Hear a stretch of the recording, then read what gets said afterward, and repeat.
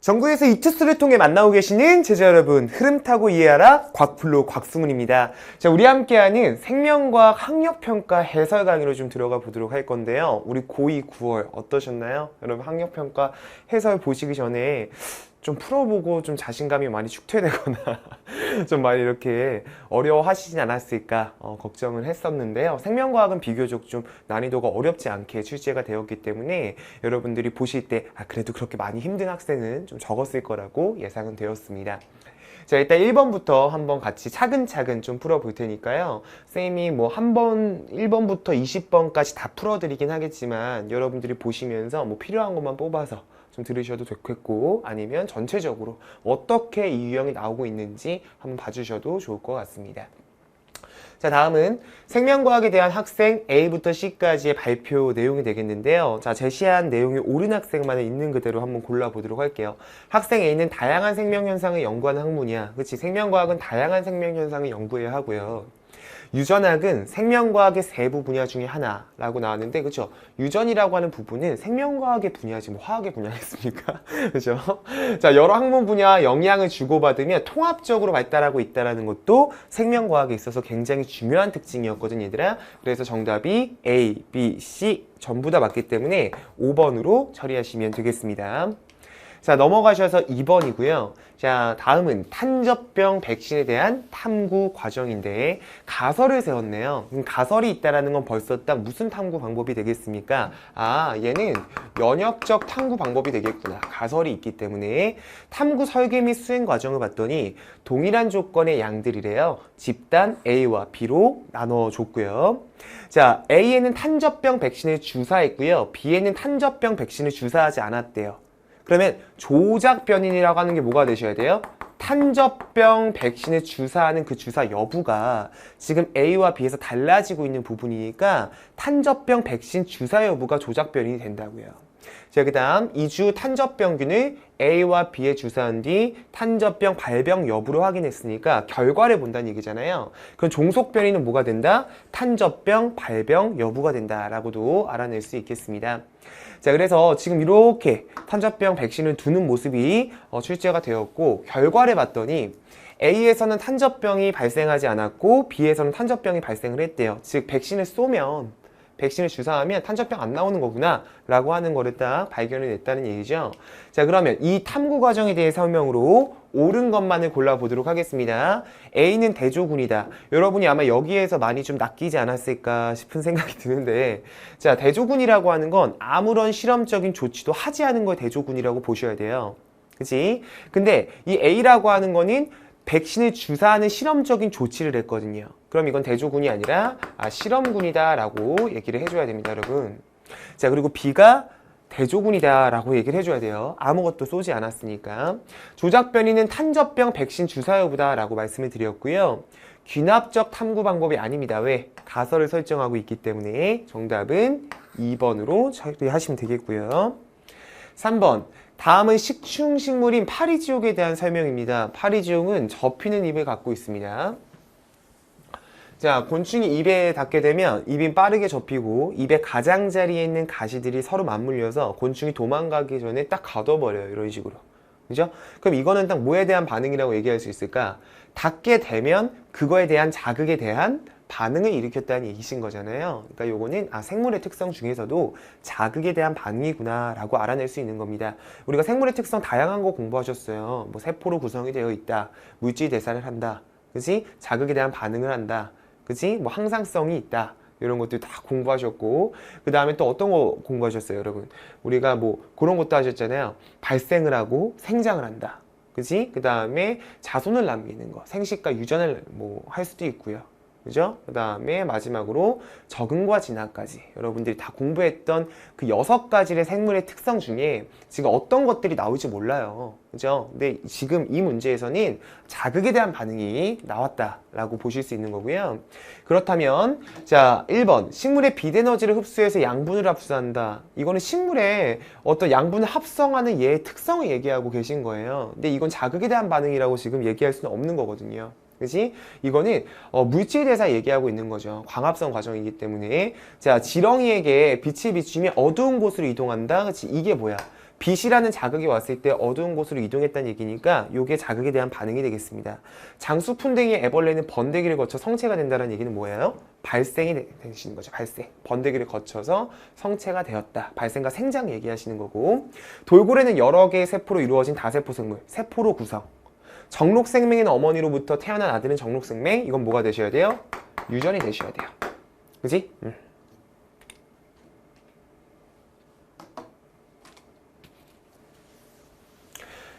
자, 그 다음에 4번 문제 같이 보도록 하겠습니다. 자, 그림은 박테리오파지의 구조와 증식 과정을 나타낸 것인데요. 기역과 니은은 각각 단백질과 DNA 중에 하나라고 얘기가 나왔어요. 그럼 기역은 지금 딱 봐도 껍데기를 가리키고 있기 때문에 기역은 단백질이다 라고 볼 수가 있겠고요.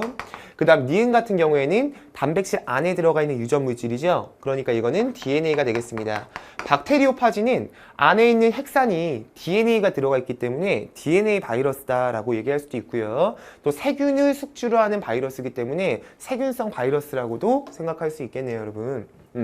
자, 옳은 것만을 한번 골라보도록 하겠습니다. 자, 기역은 단백질이다 라고 나왔는데, 그치? 방금 전에 알아봤지만 단백질이 맞았고요. 박테리오파지는 세포구조를 갖는다. 자, 조심하셔야 되는데, 바이러스가 만약에 세포구조를 갖는다 절대 안 되시는 거예요. 바이러스는 생물도 아니고 비생물도 아닌 그 중간형이라고 보셔야 돼요. 그치? 세포구조가 절대로 아니라는 거, 그거 좀 체크를 해주셔야 되겠습니다. 자, 박테리오파지는 세균의 효소를 이용해 증식을 합니다. 그쵸? 자신의 독자적인 효소가 없기 때문에 세균 내에 들어가서 세균의 효소를 이용해 증식을 합니다. 정답은 몇 번이에요? 5번이 되겠네요. 기억 디귿이 되니까. 그치? 자, 넘어가셔서 5번 문제 같이 풀어보도록 하겠습니다.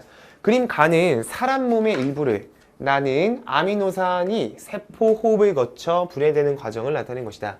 기역, 니은은 각각 CO2와 O2 중에 하나이고 A는 기관이다 라고 얘기해주고 있는데, 자, 이 기관은 딱 봐도 위에 있는 이 모양이 어떤 기관이라고 생각할 수 있을까? 이건 간으로 딱 알려준 겁니다. 그렇죠, 여러분? 그 다음에 세포 호흡이라고 하는 과정이 일어나는 데 있어서 필요한 준비물이 될 거예요. 기역은 아미노산과 함께 들어가고 있기 때문에, 그러니까 이 기역은 산소를 얘기하고 계실 거고요.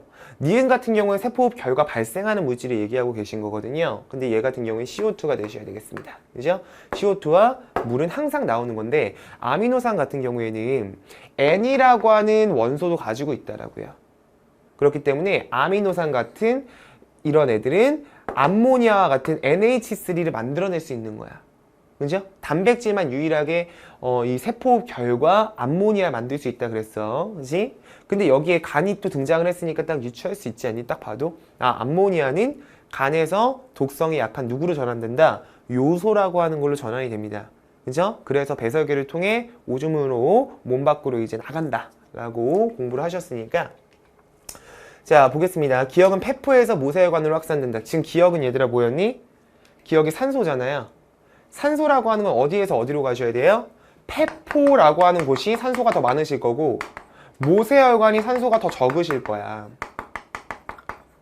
근데 기체교환의 원리 자체가 얘들아 확산이라고 하는 기체교환의 원리를 이용하는 거였거든요. 그러니까 폐포가 더 산소가 많고 모세혈관이 더 적으니까 이렇게 이동을 하시게 되실 거라고. 그러니까 이 얘기는 맞는 내용이 되시는 거고요. 자, 그 다음에 니은이 CO2가 되시는 것도 맞죠? 자, A에서 암모니아가 요소로 전환된다도 맞는 내용이었습니다. 정답 몇 번? 5번. 이렇게. 자, 우리가 공부했었던 기본적인 개념만 좀 같이 익혀준다라고 했었다면 그냥 쉽게 다 풀 수 있는 문제였다라고 보여지네요. 자, 그림은 어떤 사람이 하루 동안 소비하는 총 에너지량의 상대적 구성비를 나타낸 것이다. 이에 대한 설명으로 옳은 것만을 보기에서 골라보도록 할게요. 자, 기초대사량이 있고요. 활동대사량이 있고요. 기타가 있는데, 뭐 기초대사량이라면 생명 활동을 유지하기 위해서 필요한 그런 최소한의 에너지들이 있을 거 아니니까 그런 걸 기초대사량이라고 합니다. 뭐 심장박동을 한다든가 호흡을 한다라든가 이럴 때 필요한 에너지들이 되겠죠. 활동대사량은 다양한 뭐 정신활동부터 시작해서 어떤 신체 활동들을 다 하는 데 있어서 필요한 에너지의 대사량이 될 거고요. 그러니까 기타 같은 경우에는 뭐 음식물을 소화 흡수하는 데 필요한 에너지량 이런 것들이 또 있을 수 있어요. 그런 것들이 다 기타에 들어가겠습니다. 자, 기초대사량은 일일 대사량이 지금 봤더니 표함이 되고 있죠. 그죠? 그러니까 맞는 내용이고요. 활동대사량은 생명을 유지하는 데 필요한 최소한의 에너지량. 자, 이거는 활동이 아니라 누가 되셔야 돼요? 기초가 되셔야 돼요. 그래서 땡입니다. 자, 디귿. 하루 동안 소비하는 총 에너지의 양보다 많은 양의 에너지를 지속적으로 섭취하면 체중이 증가하죠. 그죠? 이거 당연한 얘기죠. 그죠? 왜? 많은 양의 에너지가 온 만큼 우리가 어떤 형태로 저장을 해요? 지방의 형태로 저장을 하지 않습니까? 그러니까 체중이 증가하게 될 겁니다. 자, 기억과 디귿이 되셔서 정답은 4번으로 고르시면 되겠습니다. 자, 7번. 그림은 정상인의 티록신 분비 조절 과정의 일부를 나타낸 것이다. 자, 이에 대한 설명으로 옳은 것만을 보기에서 있는 대로 골라보도록 하겠습니다. 여러분 지금 보시면 시상하부가 있고요. 여기 밑에 보시면 뇌하수체가 있는데 뇌하수체는 전엽과 후엽으로 나눌 수 있다라고 공부를 했어요. 근데 이 기억이라고 하는 부분이 어떤 부분인지를 봤더니 TSH라고 하는 게 나오네요. TSH는 우리가 어떻게 공부했습니까? 갑상샘 자극 호르몬이라고 공부를 하셨어요. 자, 근데 이 갑상샘 자극 호르몬은 어디서 나와요? 뇌하수체 전엽에서 나온다라고 공부했던 거 기억나세요? 그죠? 우리 전엽에서 어떤 것들이 나온다고? 생생갑부 여황 이거 나온다고 같이 얘기했었잖아요. 생장 호르몬, 생식샘 자극 호르몬, 갑상샘 자극 호르몬, 부신거치 자극 호르몬, 그 다음에 여포 자극 호르몬, 황체 형성 호르몬, 생생갑부 여황 막 이러면서 선생님이 강의하면서 막 왕관까지 쓰고 이렇게 막 나왔던 거 기억나세요, 여러분? 그겁니다. TSH가 보이는 순간 이거는 전엽이 되셔야 돼요. 그죠? 그럼 얘가 갑상샘을 자극합니다. 그럼 갑상샘에서 어떤 호르몬이 나와요? 세포호흡을 일으키는 티록신이 나온다라고 보시면 되는 상황입니다. 자, 볼게요. 내분비생 기억은 뇌하수체 후엽이 아니라 그래서 전엽이라고 생각을 하셔야 되기 때문에 기억은 땡이고요. TSH는 호르몬이잖아요. 그러니까 혈액을 통해 갑상샘으로 이동을 하셔야 돼요.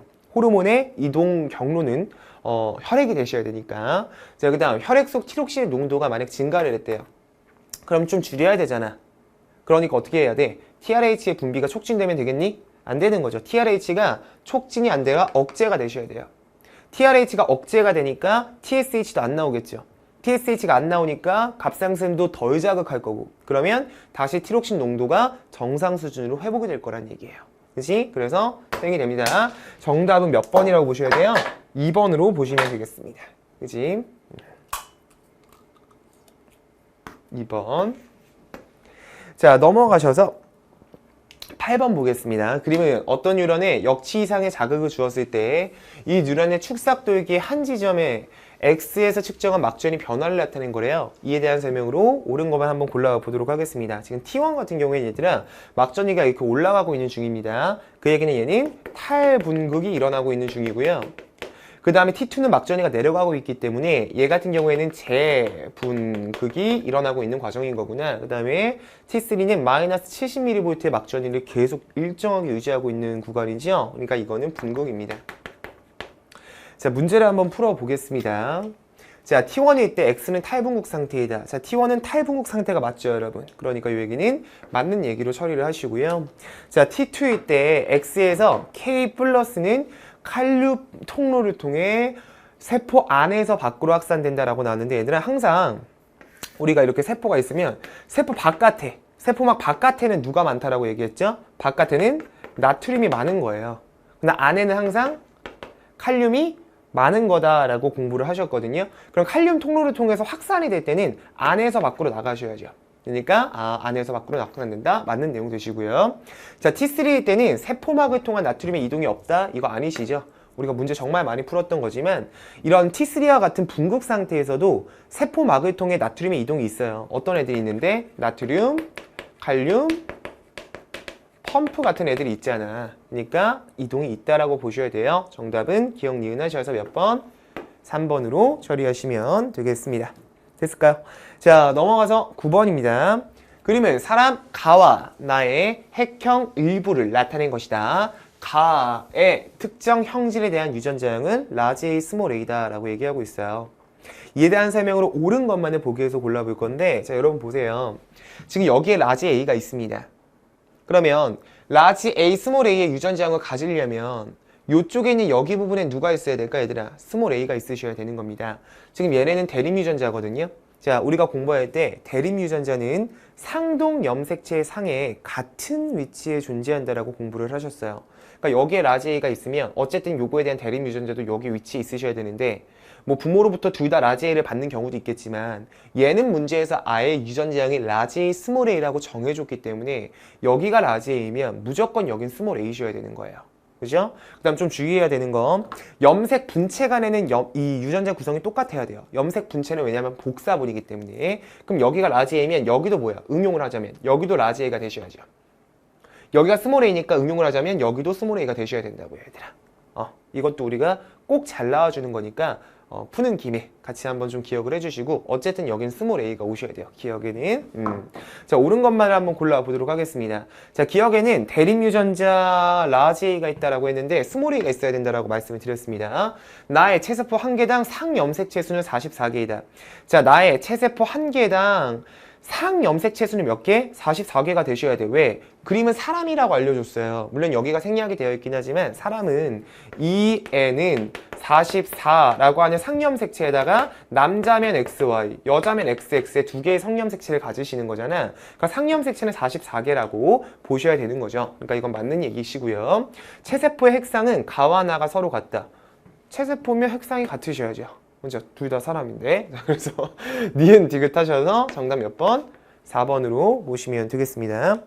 자, 10번. 그림 가는 어떤 동물의 조직을 구성하는 체세포의 세포 주기를 얘기하고 있고, 나는 이 조직에서 관찰되는 세포 중 하나를 나타낸 것이다. 기억부터 디귿까지는 각각 지원기, G2기, S기 중에 하나이다 라고 얘기하고 있습니다. 여러분 분열기고요. 분열기를 넘어서 기억, 니은, 디귿으로 한번 가보도록 할게요. 자, 기억 같은 경우에는 지금 G1이 되셔야 돼요. 처음 시작이니까. 그 다음에 S기, 그 다음 G2기가 돼야 되는데, 우리가 간기는 G1기, S기, G2기로 나눌 수 있다라고 공부를 했었고, 얘들아, G1기에서는 어떤 걸 주로 한다라고 공부했지? 세포의 생장이 일어난다라고 주로 공부를 했었어. 그 다음에 세포 소기관수가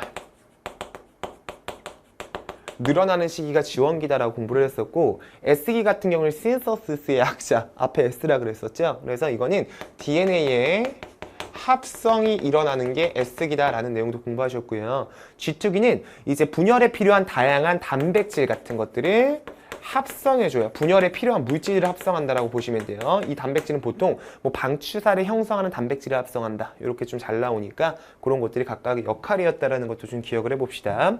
자, 근데 얘 같은 경우에는 지금 어떠냐면 지금 방추사가 나오고 있는 모습이 보여요. 그죠? 지금 이게 방추사라고 얘기가 나왔죠. 그치? 그럼 이 상태는 지금 뭐라고 보셔야 되는 거야? 여기에서 얘는 방추사가 이제 등장을 하고 있기 때문에 분열기에 이제 들어가고 있는 상황인 거구나 라고 여러분이 좀 생각할 수 있는 거라고. 그치? 자, 그래서 옳은 것만을 한번 같이 골라보도록 하겠습니다. 기억 시기에 세포의 생장이 활발하다. 기억은 지금 G1기잖아. 생장이 활발하다. 맞는 내용 되시고요. 니은. 나는 니은 시기에 해당하는 세포이다. 지금 나가 니은 시기에 해당하는 DNA 합성이라고 보시면 이 방추사가 절대로 나오실 수가 없죠. 방추사를 형성하는 단백질 같은 것들도 이런 데 다 합성을 하는 거고, 방추사가 등장을 한다라는 건 분열기에 이제 등장을 하시는 과정이기 때문에 지금 DNA 합성에 해당하는 S기, 니은은 절대로 될 수가 없는 상황입니다. 그치? 자, 분열기에 염색 분체가 분리된다. 자, 여기 보시면 여기 체세포라고 얘기하고 있고요.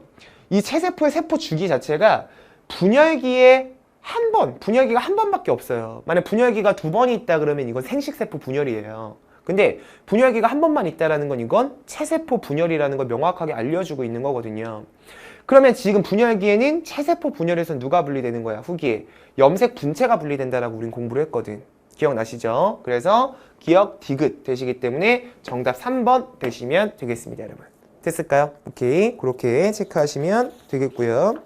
자, 넘어가셔서 11번 문제 같이 한번 보도록 하겠습니다. 자, 11번. 그림 가는 동물 세포에서 일어나는 ATP와 ADP의 전환을 얘기하고 있고요. 그 다음 나는 가를 건전지의 충전과 방전에 비유해서 나타내고 있다. 이 문제는 갑자기 이거를 갖다 왜 충전과 방전을 얘기하지? 라는 생각이 들었을 수도 있었을 것 같아. 약간 생뚱맞다는 느낌이 들었으면 ATP와 ADP의 그 작용 과정을 정확하게 좀 이해하기에 약간 디테일이 떨어졌던 거죠. 왜 이거 이렇게 비유할 수 있는지 좀 말씀을 드려보도록 할게요. 여기 보시면 지금 얘 같은 경우에 인산이 두 개가 붙어 있습니다. 그렇기 때문에 이거는 ADP라고 생각을 하실 수 있는 거고요. 얘 같은 경우에는 지금 세 개가 붙어 있으니까 ATP다 라고 생각을 하실 수 있는 겁니다. 그러니까 ADP가 ATP가 되는 과정에서는 에너지가 이렇게 들어가셔야 돼요.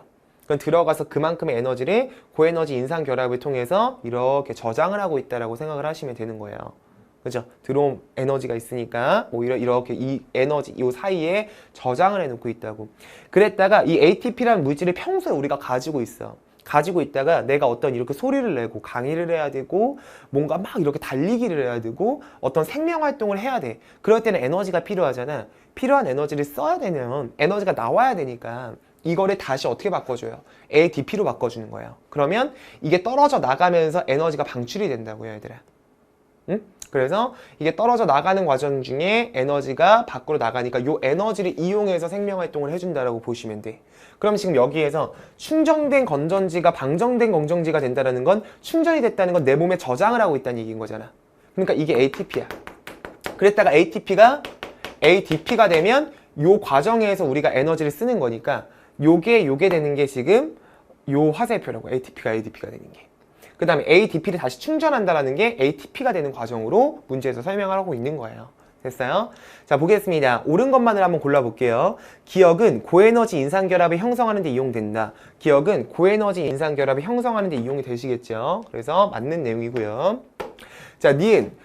일부는 생명활동에 일어난다. 니은의 일부는 생명활동. 자, 니은은 다시 ATP가 되는 과정에서 방출되는 에너지잖아요. 자, 이 에너지를 통해 생명활동을 한다라고 말씀을 드렸습니다. 그렇기 때문에 이 얘기는 맞는 내용이다라고 체크를 하시고요. 디귿, 충전된 건전지는 ADP를 비유한 것이다. 자, 충전된 거는 ADP를 비유한 거니 ATP를 비유한 거니? ATP를 비유하신 거잖아요. 그러니까 땡이다라고 보셔야 돼. 정답은 그럼 기억 니은 하셔서 3번. 넘어가셔서 12번. 그림은 척수로부터 말초신경을 통해 골격근, 심장, 방광에 연결된 경로를 나타낸 것이다. 이에 대한 설명으로 옳은 것만을 보기 위해서 한번 골라보도록 할 건데요. 여러분 보시면 일단 중요한 정보들을 좀 말씀해 드려볼게요. 척수에서 이렇게 골격근으로 연결이 하나로 되어 있죠. 자, 우리 몸에서 이렇게 운동 뉴런이 여러 가지 시냅스를 가지고 있으면 이렇게 우리가 골격근 같은 데 연결되어 있는 운동 뉴런 얘기하는 거야. 근데 이게 여러 가지 시냅스로 연결이 되어 있으면 시간이 좀 오래 걸릴 거 아니야. 그러니까 하나의 뉴런으로 이렇게 연결이 되어 있거든. 이거는 말 그대로 운동 뉴런을 얘기하시는 거야. 운동 뉴런 뭐 다시 얘기하시자면 원심성 뉴런을 우리가 운동 뉴런이라고 또 얘기를 하죠. 그 다음에 이건 심장과 방광에 작용하고 있으니까 우리 몸에 있는 기관들에 작용하고 있다는 걸 딱 보는 순간 일단 첫 번째 자율신경계를 생각을 하셔야 되고, 그 다음에 또 봤더니 시냅스가 하나가 있어서 지금 보면 이렇게 운동 뉴런 2개로 이루어져 있거든요. 그치? 그럼 이런 것들이 뭐야? 우리가 운동 뉴런 2개로 이루어지는 게 자율신경이라고 공부를 하셨어요. 근데 신경절 이전 뉴런이 더 짧죠. 여기를 신경절이라 그러잖아 우리가. 신경절 이전 뉴런이 더 짧은 게 벌써 좀 급해. 이런 걸 뭐라고 그랬어? 교감이라 그랬잖아. 교감. 신경절 이후가 더 긴 게 교감이야. 이게 짧고, 신경절 이전이 오히려 느긋하게 길다가 여기가 짧은 게 뭐라고 불렀어? 이게 지금 부교감 신경이 작용하고 있다는 얘기예요. 이거 전체적으로는 얘네 부교감이에요. 됐어요? 그리고 교감 부교감 신경이 나왔을 때는 항상 여러분들 이 호르몬, 그러니까 이 신경 호르몬이래. 이 신경 전달 물질이 참 중요하거든요. 이 화학 물질이 누가 나오는지 그걸 잘 아셔야 되는데, 자, 교감 신경 말단에서는 누가 나온다라고 공부를 했어요? 교감 신경 말단에서는 여기 부분에서는 노르,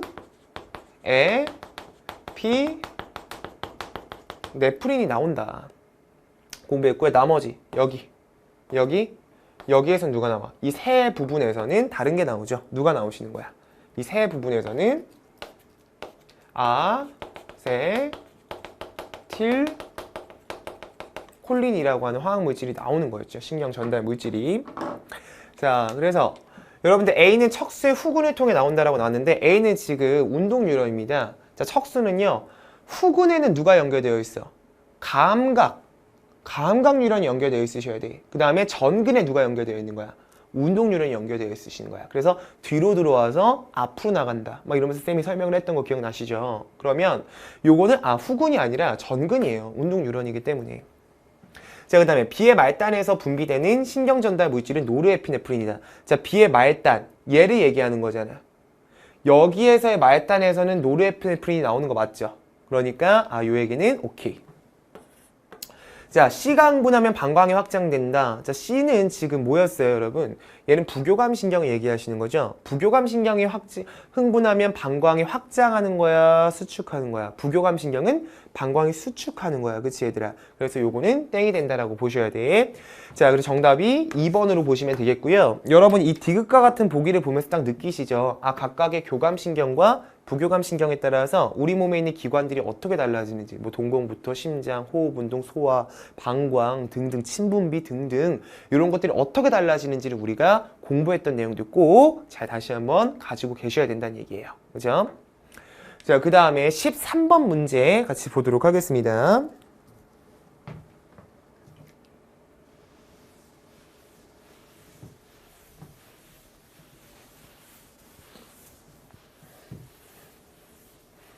자, 그림 가는 질병 예방 홍보 포스터의 일부이고 나는 사람에게 나타나는 4가지 질병을 A부터 C까지로 구분해서 나타낸 것이다. 자, 여기서 보시면 질병관리본부에서 이렇게 얘기를 하네요. 가에서 올바른 손 씻기와 기침 예절로 감염병을 예방하고 개인 위생을 못 지키자. 의심 증상이 발견하면 다른 사람과 접촉하지 않는다. 이런 건 다 무슨 질병과 관계가 있는 거니, 얘들아? 이런 건 다 감염성 질병과 관계가 있으신 거죠. 감염이 되니까 다른 사람에게 옮기지 않도록 조심하세요 라고 하는 걸 알려주고 있는 지금 모습이에요. 홍보 포스터가. 그러면 여기에서 질병에서 동맥경화, 뇌졸중 이런 거는 감염이 되는 거니? 옮아요? 그런 게 아니에요. 근데 나머지 결핵이나 말라리아 같은 이런 애들이 뭐가 되셔요? 얘네가 감염성 질병이 돼요. 근데 결핵이라고 하는 건 내가 뭐라 그랬니? 결핵균 붙였을 때 딱 와닿지 않아. 그치? 이 균 붙였을 때 와닿는 뭐 파상풍균, 장티푸스균, 막 결핵균, 콜레라균, 약간 이런 애들, 뭐 세균성 식중독, 이런 애들은 다 세균이 바로 원인이 되는 질병이에요. 그러니까 이건 병원체가 세균이에요. 말라리아는 뭐라고 공부했니, 얘들아? 원생생물이라고 공부했지. 말라리아 유충, 막 이런 게 문제인 거잖아. 그치? 자, 가겠습니다. 자, 가는 A를 예방하기 위한 것이다. 가가 감염성 질병 예방하고자 하는 건데 A는 감염성 질병이 아니기 때문에 A를 예방하기 위한 게 아닙니다. 그치? 니은 B의 치료에 항생제가 이용된다. 여러분, 우리가 세균을 치료하는 데는 누굴 이용하는 거예요? 항생제를 이용하시는 거예요. 그죠? 바이러스를 치료하는 데 누구를 이용해? 항바이러스제를 이용하시는 거죠. 그죠? 그 다음에 뭐 이제 곰팡이나 이런 것들 이제 치료할 때는 뭐예요? 또 이제 진균제 뭐 이런 것들이 얘네를 없애줘야 되는. 자, 그 다음에 디귿 C의 병원체는 원생생물이다 라는 내용도 맞는 내용이 되시잖아요. 그리고 정답이 니은과 디귿이 되셔서 5번으로 고르시면 되겠습니다. 자, 넘어가셔서 14번 문제 같이 풀어볼게요. 다음은 어떤 뉴런 A부터 C까지에 대한 자료가 나왔습니다. 자, 그림은 시냅스로 연결된 뉴런 A부터 C를 나타낸 것이고요. 이 문제가 여러분들 좀 오답률이 높지 않았을까 싶은 문제예요. 그리고 좀 참신하게 여기에 대한 어떤 그 구간의 길이를 정해서 속도를 좀 구해줬어야 되는 문제거든요. 사실 전도속도 문제는 정말 출제가 많이 되는 유형입니다. 그리고 여러분들은 지금 고등학교 2학년 학력평가를 본 것이지만 나중에 이제 생명과학을 고등학교 3학년 때로 올라가게 되면 이 전도속도 문제가 굉장히 어렵게 좀 출제가 돼요. 그러니까 지금부터 이런 기본 문제들은 어떻게 풀어야 되는지 잘 알고 계셔야 되는 겁니다. 자, 일단 여러분 보시면 A 같은 경우에는 요 혹 같은 게 딱 달려있죠. 그러니까 얘는 지금 감각 뉴런을 얘기한다. 구심성 뉴런이다 라고 생각을 하셔야 돼요. 그 다음에 얘가 근육에 연결되어 있으니까 원심성 뉴런, 운동 뉴런이 되시는 거고요. 여기 사이에 있는 얘가 뭐가 되겠니? 뭐 연합 뉴런으로 이제 딱 보여지는 그런 모습처럼 보이네요. 그죠? 자, 표는 기억부터 리을에 동일한 크기의 자극을 각각 1회씩 주었을 때 근육의 최대 수축까지 소요되는 시간을 나타낸 것이다. 구간 1과 2의 길이는 모두 3cm다 라고 얘기를 해주고 있습니다. 자, 보세요. 그럼 기억, 니은, 디귿, 리을에 여기에 자극을 주고 자극의 이동 방향은 어디로 가셔야 돼? 기억에 줘요? 여기로 가는 거죠. 쭉. 니은도 물론 여기까지는 양옆으로 퍼질 수 있겠지만 요 가지돌기에서 축사각으로 못 가요, 여러분. 가도 여기까지는 갈 수 있는 거지만 여기로 못 가는 거야. 그러니까 얘도 결국엔 이 방향으로 가서 이렇게 여기까지 흥분을 전도할 거란 말이지. 자, 얘도 마찬가지로 이렇게 흥분이 다 갈 거예요. 여기로 이렇게 갈 거라고요. 여기 근육으로 결국 느끼는 거 얘기하는 거니까. 근데 각각의 이제 시간이랑 이 거리를 한번 같이 좀 따져보셔야 되는데, 이 여기 거리가 얼마만큼이래요? 3cm. 지금 여기 길이도 3cm라고 얘기가 나왔습니다. 그 상태에서 기억에 줬을 때는 33ms만큼이 걸리는데, 자, 니은에 줬을 때는 31ms만큼이 걸렸다라고 얘기를 해주고 있거든요. 그러면 이 차이가 얼마만큼이 되시는 거야? 1.5만큼이 되시는 거죠. 그럼 1.5만큼의 시간이 걸렸는데 그때가 거리가 3cm만큼 차이 나는 거잖아요. 얘네 간의 거리가. 그지? 그러면 지금 얘네 간의 1.5만큼인데 3cm만큼의 차이가 생기고 있는 상황이 되시니까 지금 여기에서 지금 충분의 전도 속도는 얼마라고 보셔야 되는 거예요. 이 원구간에서는. 시간에 대해서 길이를 해주신 값을 해주시면 2cm/ms라고 볼 수 있는 상황인 거라고요. 근데 여기도 마찬가지로 3cm인데 얘와 얘의 시간 차이가 얼마나 나는지를 보시면 되겠죠. 자, 디귿이 15.3, 얘가 14.3이래. 얼마만큼이 나는 거야, 그러면? 3cm인데 15.3이 걸리고 13.3이 걸리니까 1ms만큼의 시간이 차이가 났구나. 그러면 여기에서 이동하는 속도는 얼마라고 보셔야 돼요? 여기서의 전도 속도는 3cm/ms라고 보셔야 돼요. 그러니까 여기서는 2고 여기서는 3이구나. 그러니까 유럽마다 이렇게 이동하는 속도가 좀 다른 모습이 나오고 있지요. 자, 보겠습니다. A는 구심성 뉴런이다. 여러분 A 같은 경우에는 지금 혹이 달린 모습을 보라 그랬어요. 그죠? 요거는 감각 뉴런, 즉 구심성 뉴런이 되셔야 되겠습니다. 자, 니은 기억에 역치 이상의 자극을 주면 A와 C에서 모두 활동 전이가 발생한다. 자, 기억에 역치 이상의 자극을 줬어요. 그러면 A와 C에서 모두 활동 전이 발생하는 거 아니죠. 여기로 못 가니까 C에서만 활동 전이가 발생하시는 거야. 그치? 그래서 요 얘기도 땡이 되시는 거고요. 자, 1에서의 흥분 전도 속도분의 2에서의 흥분 전도 속도래요. 자, 1에서의 흥분 전도 속도가 2죠. 2에서가 3이잖아요. 그럼 2분의 3이라고 나왔어야 되는데 문제가 3분의 2라고 얘기가 나와버렸어요. 그러니까 이건 땡이죠. 정답은 1번으로 처리하시면 되겠습니다. 자, 넘어가셔서 15번 문제 보도록 할게요. 그림은 항원 X가 인체에 침입했을 때 일어나는 방어작용의 일부를 얘기하고 있습니다. 자, 가 같은 경우에는 지금 대식세포에서 이렇게 항원을 갖다가 이제 이렇게 항원을 제거하는 어떤 그런 식세포 작용이 일어나고 있는 부분이다 라고 생각하시면 될 것 같고, 이 항원 조각을 대식세포가 자기가 막 이렇게 주변에 또 이제 매달아가지고 요거를 갖다 보조 트림프구가 딱 요거를 활성화가 되죠. 얘가 이렇게 생겼다고 이러면서 얘가 딱 활성화가 되면서 이제 비림프구한테도 알려주고, 그죠? 그 다음에 뭐 세포 독성 트림프구, 그지? 그리고 티림프구한테도 알려줘서 티림프구가 자체적으로 세포성 면역도 나타내게 해주는 거였고요. 그 다음 비림프구한테 알려줘서 비림프구가 어떻게 돼요? 분화해버리죠. 어떻게? 형질세포와 기억세포로. 그래서 형질세포에서 항체를 만들어서 항체를 통해 이 항원을 제거하는 방식을 우리가 체액성 면역이라고도 공부를 하셨습니다. 그치? 자, 그럼 가겠습니다, 여러분. 자, 가에서 식세포 작용이 일어난다. 가에서 식세포 작용이 일어나는 거 맞죠? 대식세포에서. 그러니까 맞는 내용이고요. 항체 기억은 항원 X에 특이적으로 결합을 한다. 자, 항체 기억인데 얘죠. 얘는 항원 X에 특이적으로 결합을 하는 게 맞죠. 항원 X를 없애려고, 이 항원 X를 없애려고 만든 거잖아. 그러니까 그 X를 없애기 위한 모양을 특이적으로 가지고 있는 거죠. 그러니까 맞는 얘기신 거고, 항원 X가 2차 침입하면 형질세포가 기억세포로 분화한다. 이런 거 갖다가 정말 쉬운 내용인데 그냥 보고 아무 생각 없이 그냥 풀다가 맞아 이렇게 좀 낚이는 경우들이 좀 있어요. 이거 조심하셔야 돼. 자, 항원 X가 2차 침입하면 형질이 기억세포로 분화하는 게 아니라 얘들아, 기억세포가 형질세포로 분화하셔야 돼요. 기억세포를 가지고 있다가 기억의 형질과 또 다른 기억세포로 이렇게 분할을 합니다. 그럼 여기는 형질세포에서 누굴 만들겠어요? 항체를 만들어내시는 거예요. 그래서 이 얘기도 땡이 되셔서 정답은 기억, 니은 몇 번? 4번으로 그러시면 되겠습니다. 자, 넘어가서 16번 문제예요. 그림은 기관계의 통합적 작용을 나타낸 것인데 A부터 D까지는 각각 소화계, 호흡계, 배설계, 순환계 중에 하나다라고 얘기가 나왔고, 자, 여러분 한번 찾아볼까요? 음식물이 벌써 들어가고 뭐 흡수되지 않은 물질이 따로 빠져나간다 이렇게 얘기가 나오고 있기 때문에 A는 보나마나 소화계가 되셔야 돼요. 그치? 자, 심장이 딱 보이시죠? 이건 누가 돼요? 순환계. 자, C는 누가 되시는 거야? CO2와 O2가 나가고 있으면서 또 페포의 모습이 이렇게 좀 이쁘게 저 애써 그리셨어요. 그죠? 이거 호흡기예요. 얘가 뭐가 되셔야 돼요? 노폐물이라는 얘기를 딱 해주고 있잖아요. 그치? 이거 배설계죠. 자, 여러분 이에 대한 설명 옳은 겁니다. A에서 이화작용이 일어난다. A는 지금 소화계였거든, 얘들아. 소화라고 하는 건 대표적인 이화작용이잖아. 그러니까 맞는 얘기. B는 A, C, D를 기능적으로 연결한다. B라고 하면 지금 순환계거든, 얘들아. 얘는 A, C, D, 즉 해당하는 소화계, 호흡계, 배설계를 기능적으로 연결한다. 맞는 얘기죠.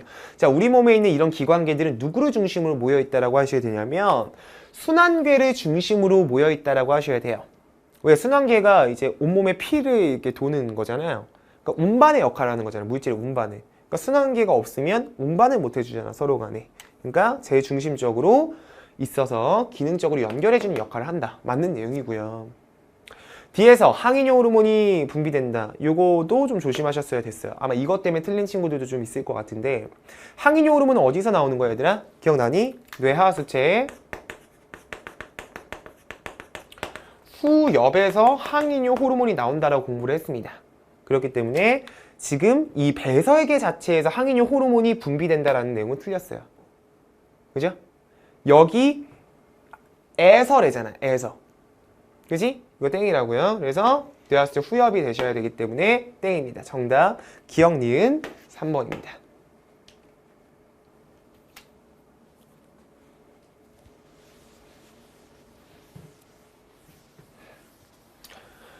자, 그림은 사람의 뇌 구조를 나타낸 것이다. A부터 C까지는 간뇌, 대뇌, 소뇌 중에 하나고요. 딱 봐도 A는 대뇌, B는 간뇌, C가 소뇌라고 보시면 되겠네. 자, 옳은 것만 한번 골라볼게요. 대뇌는 겉질이 뭐라고 공부했다? 대뇌 겉질은 회색질. 그 다음에 대뇌는 속질이 뭐라고 공부하셨어요? 백색질. 이거 공부하셨잖아. 그러니까 A의 겉질은 회색질이다. 맞는 내용이지. 그 다음 니은 B는 소뇌이다. 자, B는 간뇌예요. 자, 간뇌 사이 간자 생각하셔서 딱 중앙에 있는 이 부분이 있잖아. 여기 간뇌라고 부릅니다. 그죠? 이거 아니고요. C는 소뇌고 몸의 평형 유지에 중요한 작용을 하는 뇌 부분이었습니다. 그러니까 평형 유지에 관여한다도 맞는 내용이 되셔서 기억 디귿 정답 몇 번? 3번으로 고르시면 되겠습니다. 자, 넘어가셔서 18번인데 그림은 사람의 세 가지 질병을 구분하는 과정을 나타낸 것이고요. 자, 이때 좀 구분을 해볼까요? 가에서 어떤 내용이 아니요요가 돼야지 독감이래요. 그죠? 그 다음에 혈압이 그럼 독감 빼고 요거 두 개잖아. 혈압이 정상 범위보다 높은 질환은 딱 누구예요? 고혈압. 얘는 아니오니까 당뇨병. 그럼 기억에 어떤 내용이 들어갈지는 위 뒤에 나와 있겠지. 대사성 질환인가는 가에 해당한다. 대사성 질환이 맞으면 이런 애들 맞고요. 아니오잖아요. 얘는 감염성 질환이잖아요. 그래서 맞죠. 기억은 고혈압이 맞고요. 니은은 감염성 질환이니 아니신 거지. 그래서 땡이고 정답 몇 번? 4번. 자, 넘어가셔서 19번 문제 풀어볼 거고, 자, 19번 같은 경우도 얘들아 생명과학에서 학력평가에서 출제되는 정말 대표적인 유형이 나왔다라고 생각하시면 되는데, 이 문제도 전도 속도 문제와 마찬가지로 꼭 여러분이 알고 가셔야 되는 그런 근육 문제예요. 근데 근육 문제도 고2 수준에서는 지금 요 정도로 조금 간단하게 나오긴 했지만 얘들아 실제적으로 우리가 좀 준비를 해야 되는 건 고3 수준에서도 좀 준비를 하실 필요가 있으세요. 그러니까 쌤은 지금 고2 학력평가 해설 강의를 물론 촬영하고 있습니다. 하지만 이걸 듣고 있는 우리 제자들에게 실질적으로 정말 필요한 준비를 좀 말씀드리는 게 더 중요할 것 같다고 생각이 돼요. 그러니까 여러분이 만약에 내가 고2에서 이렇게 풀었으니까 고3 올라가도 고2 정도로 나오겠거니 라고 생각하실까봐. 근데 정말 그렇지 않거든 얘들아. 고3 수준에서 이제 나중에 정말 이런 문제들이 어렵게 출제가 될 때는 굉장히 어렵게 나올 거야. 그러니까 우리는 이만큼이면 됐다라고 만족하시지 마시고 정말 지금까지 출제되었던 수능 출제 유형, 그 다음에 고3 3월 뭐 이렇게 나왔던 그런 학력평가, 그지? 뭐 그런 평가원 기출 유형들 있잖아요. 그런 것들을 여러분이 정말 열심히 같이 파면서 그 수준에 맞춰서 대비를 하시는 게 좀 필요하다라는 말씀을 좀 드리도록 하겠습니다. 자, 그림 가는 근육 원섬유 마디 X의 구조를, 그리고 나는 A부터 C까지 해서, A부터 C는 얘네, 기역과 니은의 유무를 얘기하고 있는 건데, 기역과 니은은 각각, 기역은 누구 얘기하는 거야? 얇은 거 얘기하고 있는 거지. 이거 무슨 필라멘트예요? 액틴 필라멘트죠. 자, 두꺼운 게 뭐라 그랬니? 마이 무엇도 아이가 말면서 알려줬잖아. 두꺼운 게 마이 오신 필라멘트가 되셔야 돼요.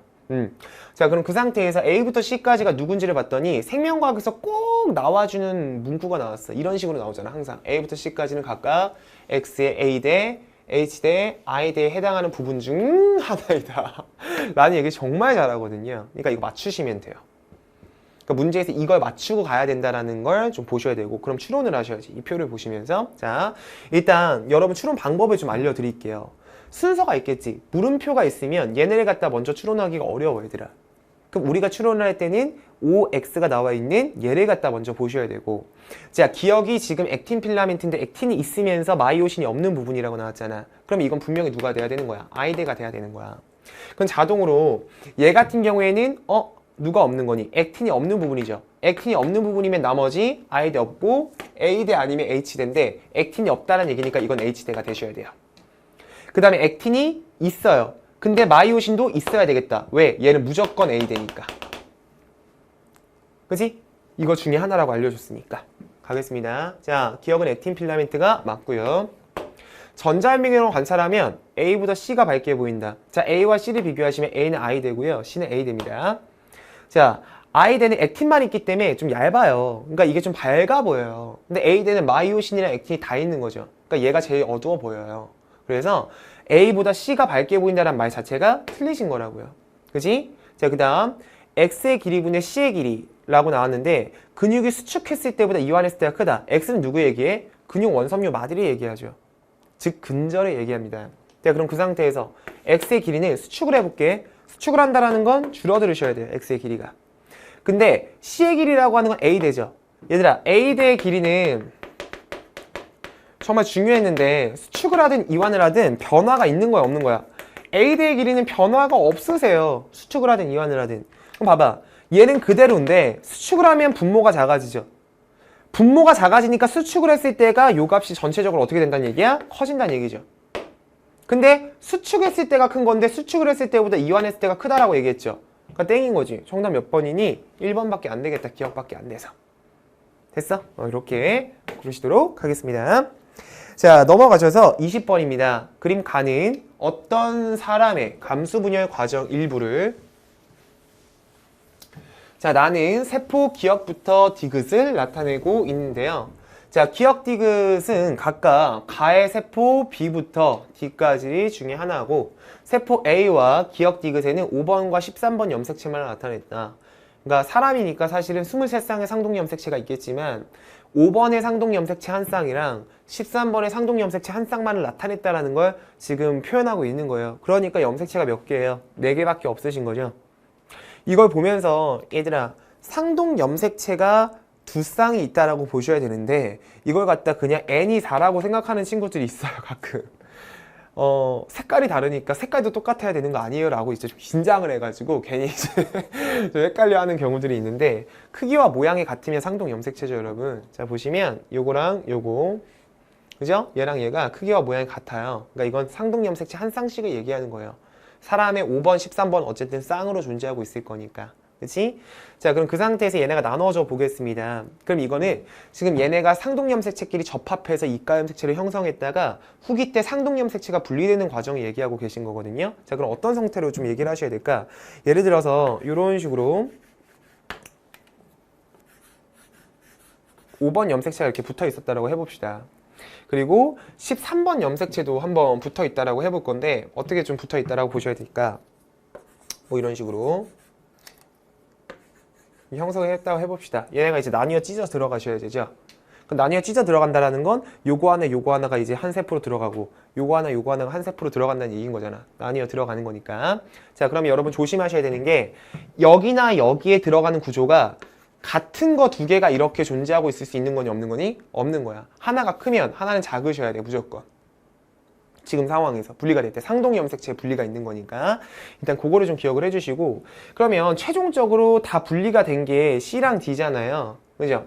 근데 C랑 D인데 일단 요거는 어떤 거가 될지 몰라. 이게 지금 다 이렇게 똑같은 모습으로 거의 나와 있기 때문에 몰라. 근데 이 니은을 봐봐. 니은 좀 다른 모습이죠. 근데 이 니은이 누가 돼야 되는 거야? 무조건 B가 돼야 되는 거야. 얘가 B가 된 상태에서 얘가 나뉘어지면 색깔 칠해져 있는 게 큰 거 하나에다가 안 칠해져 있는 거 작은 거 하나 이렇게 들어가셔야 되죠. 얘가 나눠진다 그러면. 그러니까 얘가 D죠. 그러면 얘가 자동으로 뭐가 돼? C가 된다는 얘기지. 찾아준 거예요. 그럼 보겠습니다. A의 핵상은 2n이다. A는 지금 두 개가 쌍을 이루고 있기 때문에 2n이라는 핵상을 갖고 계셔야 돼요. 자, 니은 B와 디귿의 세포 한 개당 DNA 양 같다. B와 디귿의 세포 한 개당 DNA 양이 같은지 한번 봐봅시다. 다르시죠? 자, DNA 상대량은 요거랑 요거를 비교해봐.